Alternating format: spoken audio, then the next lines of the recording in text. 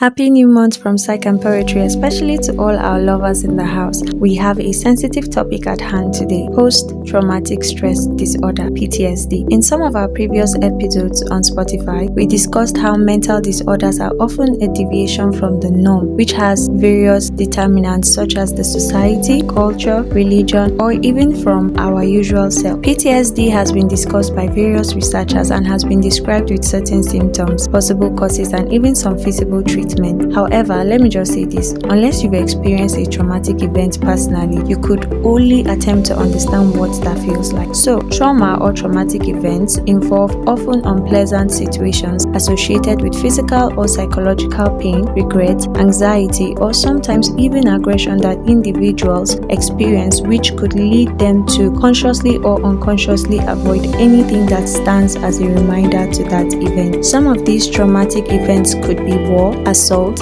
being kidnapped or raped, being bullied, social or emotional harassment or embarrassment, physically any uncomfortable situation that one finds themselves. Now, these experiences cause very disturbing emotions and behavior when you have flashbacks of the event through your dreams or just in your conscious thoughts. When you deliberately do your very best to avoid objects, colors, people, or places that could remind you of that trauma. When you also try to forget or bury the memory of that traumatic event in order to avoid experiencing those negative feelings, or when you become aggressive or avoidant towards perceived threats in a somewhat similar situation as that of the traumatic event. For example, a teenage girl who experienced being kidnapped or raped could develop PTSD, and her behavior towards the perceived threat, that is adult men, could be that she's scared and avoids them, or she's angry and is aggressive towards them. Either way, she has to deal with negative, uncomfortable emotions, which affects her outward behavior. And we see this in the movie The Woman King, right, where Viola Davis suppressed a lot of the negative emotions that came with being raped at a young age, and how unacceptable it was by her society as an agoge to bear children, right? So therefore, she used repression as a defense mechanism and became avoidant of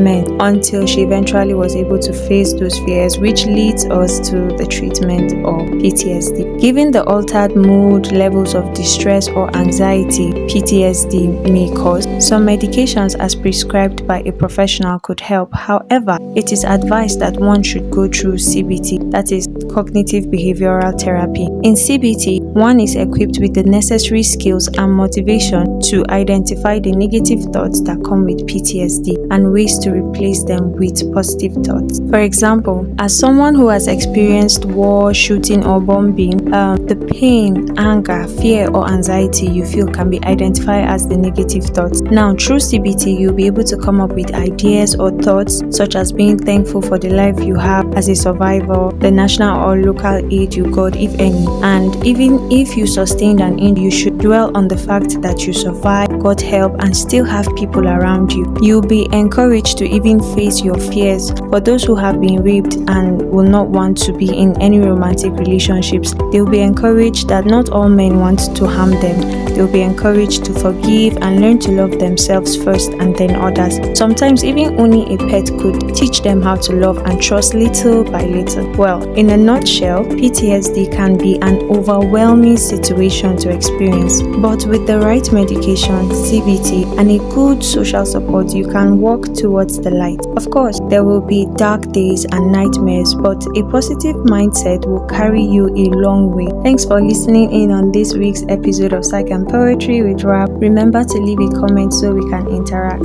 By the way, thank you to all our subscribers. We keep increasing and I'm excited for all the things we'll be learning through the year. Ciao!